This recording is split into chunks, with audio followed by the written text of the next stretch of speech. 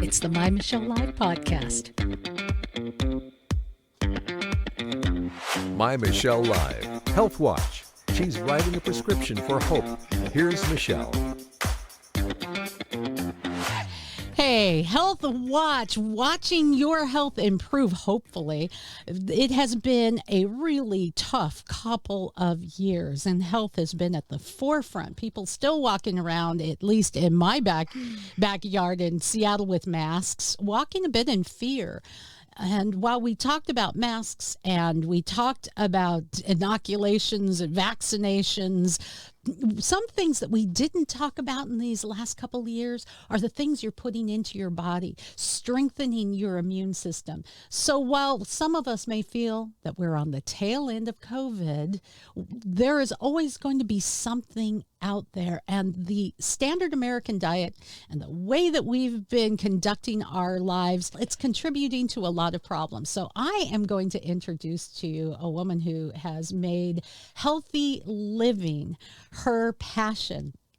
She's a writer, she's a speaker, and she is going to set the record straight today. Susan Neal, thanks for joining me.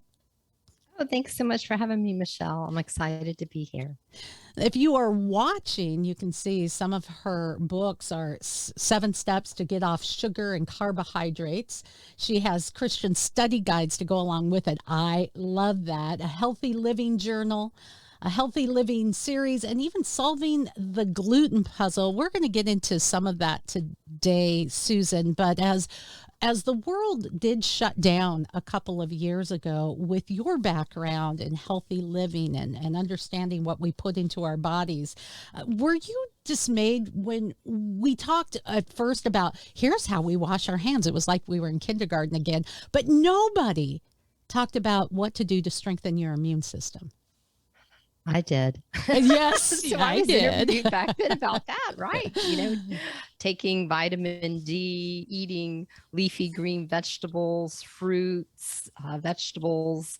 Yeah, getting some sun. There's different things that we can do to boost our immune system. Stay away from sugar, avoid being super cold.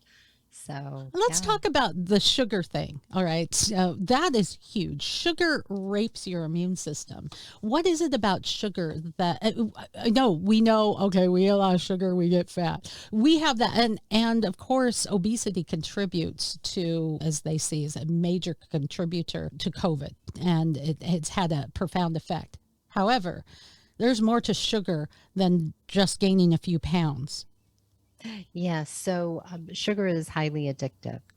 And what happens is it goes to the same neurotransmitters in our brain, the same receptors there as opiate drugs. So they've done MRI scans of someone who is addicted to opioids, and they show it to them, and that section of the brain will light up. And they did that as well to somebody who is addicted to sugar. They showed them the sugar, the item to eat, and the same area lights up. So it can be an addiction, and we can't stop it, and we can't control it, and it's a real issue. So sugar additionally does work against our immune system, correct? Yes. Yeah. As you eat sugar, it lowers your immune system. So it decreases it. And so many of us do that. And food manufacturers want us to continue to purchase their products, put sugar in it or MSG or salt or whatever to make it just taste so absolutely delicious that even our palates change. Our palates change to wanting stuff that's super sweet. And it's interesting because once you get off the super sweet stuff and then you take a sip of that soda, you're like going. It's like, yes, it tastes like rocket fuel. I'm not joking. If you just cleanse your palate and get off that stuff for a little while, man, Susan, seriously, you taste it and you're like, rocket fuel. What the? I can't. Everything comes back to life. Your sense of smell, your sense of taste, these things have been raped by our standard American diet. And don't get me wrong, I love a cheeseburger as well as the person next to me, but that can be the exception and not the norm in your dietary health. I have a friend that says, look, one cheeseburger is not going to make you fat, and it's not going to ruin your health any more than one salad is going to make you skinny. It's got to be in moderation. So I'm not here saying you can never have your chocolate cake or your cheeseburger, but something does happen when you cleanse those things from your daily diet. Suddenly, it's not the be all end all anymore. Yeah, it's like magic. And I'm thankful for that, because there's a lot of people who may be listening today and saying, yeah, I get you, but I'm not giving this up. But if you just give it a chance. Another thing that you write about is gluten. Now, gluten has made its way into the conversation, not just with people with celiac disease, but for average America, a lot of people have developed an intolerance. And I'd like to get your thoughts on how that took place. How did we get to a place where gluten has suddenly almost seems become such a menace to people's health and to our discomfort level? So there's 4 different types of gluten-related disorders. You can go from an allergy to a sensitivity all the way to celiac disease. And celiac disease is an immune type of disease where your body fights against itself. And it's amazing that celiac disease has increased 400% in the past 60 years. So what I believe it is from is that back in the 1960s, so it was about that 60-year time frame, the wheat in the United States became hybridized. And so it went from 4 feet tall, amber waves of grain, to just 1.5 feet, 2 feet tall, drought resistant, prolific. It can feed the world. But unfortunately, the gluten molecule is so large now in this hybridized wheat that most humans can't digest it properly. There you go. So that is insightful. I think another contributor as well is that we base our diets on white processed flour. And oftentimes we know that in nature's like magic.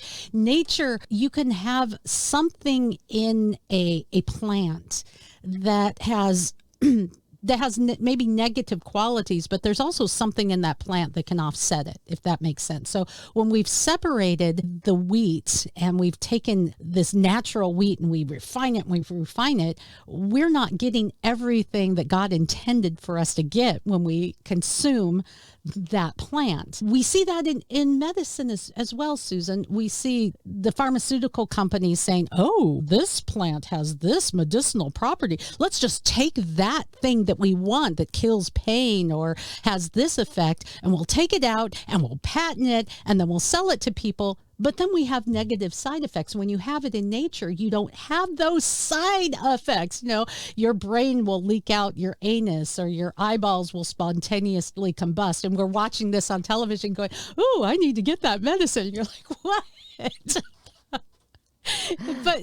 but that's my thought too. I wanted to get your thoughts on that, where wheat is concerned. Yes, absolutely. So there's like 5 parts of the wheat, and 2 or 3 of them are stripped from white flour. So therefore, white flour can sit on the shelf for months, maybe for years. If you put a piece of white bread out on your front porch, you will find even the insects and rodents can touch it, because there is no nutritional value in it. True story. I had a Christmas party. We were roasting hot dogs over a fire in the backyard, and we bought tons of differing kinds of buns. And after the party, there were still some that I didn't serve that were in my pantry, which is in a really cold place in my garage. This last week, I went down and I found a pack of those buns, and they looked the exact same as they did at Christmas. And I'm just going, okay. It's been 4 months. It's like, it's not healthy. True story. So that's a problem that we're having. And this is a gluten issue. So I want to take just a little gleaning from your knowledge that we can pick up in your book and get the full meal deal. Talking first of all about gluten and some of the solutions, some of the problems that we may have that we don't realize that we have because of gluten, and what are some of the solutions? So there are like 200 symptoms for celiac disease. There are over 100 symptoms for a gluten sensitivity. I am gluten sensitive, and it's headache, foggy brain, fatigue, and stomach pain, but it doesn't always have to be stomach pain. So those are some of the major symptoms, more common symptoms. But you could even have tingling of your joints, achy joints, things like that, or rashes, eczema, because it's trying to get out of your body. And so I created a quiz that you can take to see if you might have a gluten sensitivity, and it's called Gluten Intolerance Quiz.com. That's glutenintolerancequiz.com. And it lists all the symptoms you can go through and check and see whether you might be sensitive to gluten like I am, because I didn't realize it until I was about 50. Yeah. And the beauty to that is and you cut that out, after a while, as I said, I like a cheeseburger, just like the guy next to me. I also love breads and things, love to bake. Cutting that stuff out, finding alternatives. There are alternatives that are dynamic, but you can always go back to those after you've cleansed your system, and in moderation. For most of us, it has very little effect. That's how our bodies were fearfully and wonderfully made. It's amazing. We toxify ourselves every day. We live in a toxic environment. We are freaking toxic soup. But God, in his wisdom, created us in a way that a smoker can smoke for 30 years and then quit, and their lungs can often, if you feed it, renew themselves and become pink and soft and beautiful once again. So there's hope for all of us. Yes, yes. And a lot of people who don't even drink alcohol are getting non-alcoholic fatty liver disease from all the sugar and carbs now. That's really being seen more, being caused from the standard American diet than from consuming alcoholic beverages. Wow. So we really are way overdoing it. Where carbs and sugar are concerned, do you just recommend going cold turkey? Do you recommend doing a elimination diet? What's your thoughts? So in my book, 7 Steps to Get Off Sugar and Carbohydrates, I go through the seven steps. First is just to decide. You have to decide to do it. That's the hardest step. It is the hardest step. Get someone in your life to be an accountability partner. Clean out your pantry so you don't have all that stuff in there that you're going to be tempted with. And I go over a day-by-day plan of what you do, but I recommend starting on a Wednesday. And so, and you want to take a probiotic. You want to drink lots of water, and start on a Wednesday, because by Saturday you might be feeling a little sluggish. So that weekend, that Saturday and Sunday, rest, relax, read, take it easy. By Tuesday, you're coming out of the fog. And Wednesday, you're popping with energy. Oh my gosh, I feel 5 to 10 years younger. Yeah, and think about what you're doing. It's akin to having a drug addiction. And of Yes. course, if you get off those drugs, you're going to go through withdrawal. And we do Right. feel that those withdrawal symptoms. It's not fun. So that's why a lot of people don't want to do it until they have to do it. And that's why wherever you are at in your health journey, consider this now. You may be feeling okay. You may not have a life threatening issue. Good, this is the time to start, because by the time you get to the point where you have a diagnosis and you're dealing with the diagnosis and you're dealing with this major life change. So really, wherever you are on your journey, it's the way to go. And there are great alternatives. I want to talk a little bit about that just to give some hope to people. When you make this change today, there are a lot of alternatives in the store, gluten-free alternatives and healthy alternatives. Hasn't always been that way, but even if you don't have access to that, there are easy ways that you can delight your palate, eat healthy, and not feel like, yeah, I'm just going to be 9 on a stick of celery for the rest of my. One thing I do, like you talk about a cheeseburger and stuff. And so I get purple cabbage, and that is my bun. So I have my cheeseburger with Mm. loaded with all good stuff. And I have it in the top and the bottom are purple cabbage leaves. Talk about crunchy and delicious. Yeah, there you They're go. wonderful.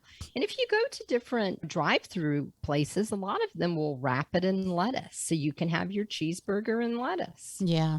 And that's a great way to have street tacos as well, wrapped in lettuce.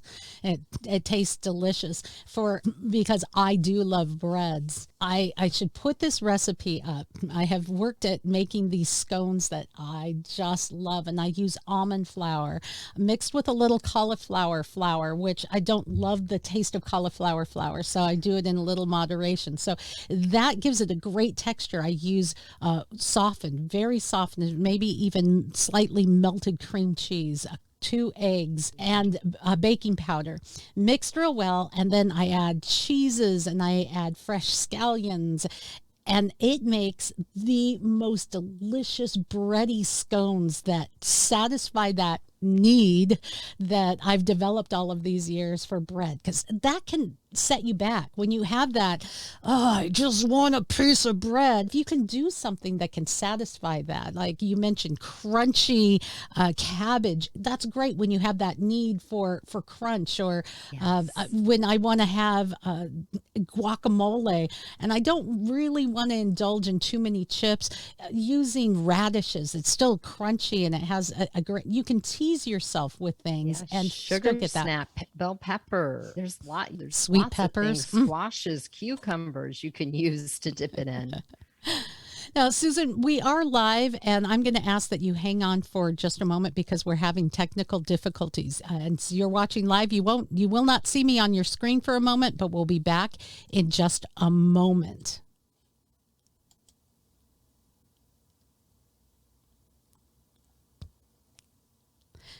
And here we are. Sorry about that. Sometimes as we broadcast, weird things will happen. So we are back broadcasting live with Susan Neal as we talk about your health and making a difference. What is some of the ways that you can navigate going out and eating, because it is not often about health, and going to other folks' homes and you're invited over. I don't want to be that weird person that says, well, I don't eat this, I don't eat that, I don't eat that. That's really tough. And as a woman of faith, it is often about those connections and loving people where they're at. So how do you balance? You can always eat fresh fruit, fresh vegetables. You can eat the vegetables, you can eat the meat.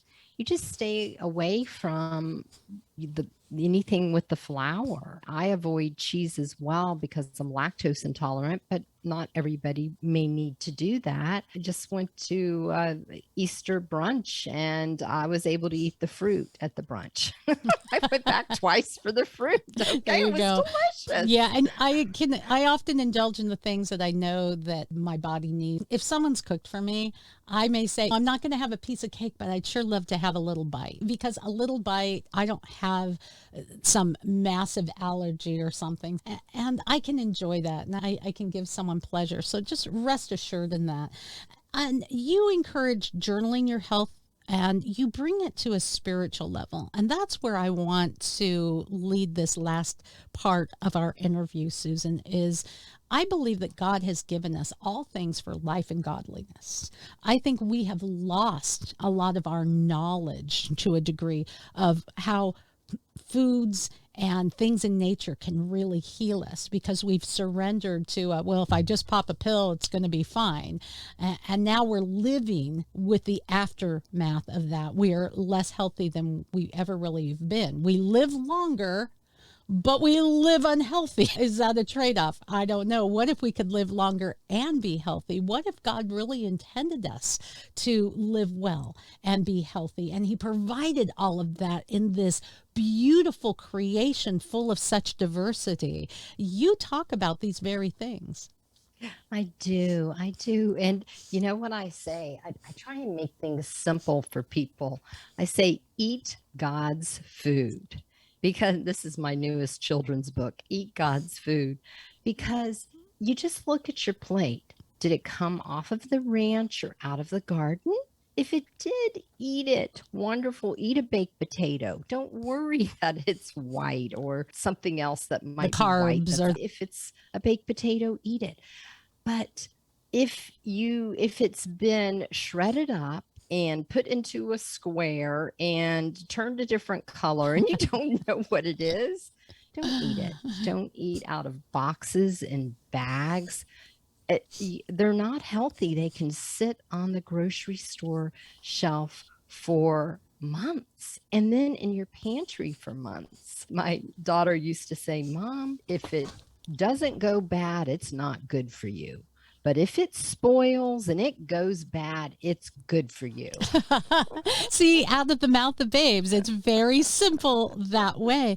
And re-educating our kids, we know that they've often talked about the food pyramid. We grew up with the food pyramid, and then they changed the food pyramid. And now everyone's, okay, what's good and what's not? We have carbs are the new evil. We will have a different mindset every few years. But what you're bringing it back to is, look, eat God's food. I love that God's food comes in such clever biodegradable packaging. I love that it has a diversity of flavor and color. It really is that. Yes. And if you want to get more complicated, then you look at your plate and about half of it should be vegetables. So I try and get a good vegetable content in by at lunch, eating a big salad. So most lunches, that's what I do. And then you want to have a quarter of your plate of protein, and then a quarter of your plate with some type of carbohydrate. Could be butternut squash, a baked potato, and then eating a piece of fresh fruit daily. And previously you talked about, like, when you strip things of its nutrients, it's like fruit is God's desserts. Get a box of raspberries, eat away, get organic strawberries, blackberries, just have a medley of berries, but they contain fiber. And the fiber reduces the sugar content so your blood sugar doesn't spike. Wow. And so God made it that way. So it's perfect the way he made it. If we had been talking about these very things back in 2020, or hopefully before 2020, before the virus hit and turned our world upside down, do you think things would have been possibly different today? It just depends upon if people would have made a lifestyle change or not. If you look at the statistics, those who are overweight and obese, they have a higher incidence of severe illness and hospitalizations due to COVID. So taking the step towards eating God's food and staying away from the food manufacturers' processed foods is a way to step in that positive direction. I love that. I love the hope that you give. I love that you, especially in your book, Susan, don't leave us on this journey alone. You encourage us to walk this health journey with a God who loves us and the God who created us, a God who knows our bodies, the God who knows our needs. That's why you are health on a whole new level. And I just want to let you have the final word taking that on. Like I said, keep it simple. Eat God's foods. Go out of your box, though. Don't just eat the broccoli. Try something different. Usually we just eat broccoli and green beans and a salad. Get some bok choy and try that, or sugar snap peas, or butternut squash, or dragon fruit. Try with my kids one year, every week we would try a new fruit and a new vegetable, and I'd let them pick it out. So, there you go. There you go. I learned that trick from, you remember the Galloping Gourmet? Do you remember back in the day? Graham Kerr was his name. And he taught me that trick and said, if you let the kids pick it out, they're more likely to try it out. And in that, Susan, we really do get to connect. And as we do on MyMichelleLive, we always get to the God story. We get to connect kids with the God story. God created this extraordinary world for us. And I do believe that he's given us all things for life, health, and godliness in his own creation. We just have to glean from it. Yes, we do. I would encourage you, as you're watching, listening, or reading, to go to MyMichelleLive.com, where I will have links to Susan's page, her books, that gluten quiz that she told us about. If you didn't get a chance to write it down, we'll put links there so that you can connect and you can make a difference in your life. Thanks for being part of Health Watch.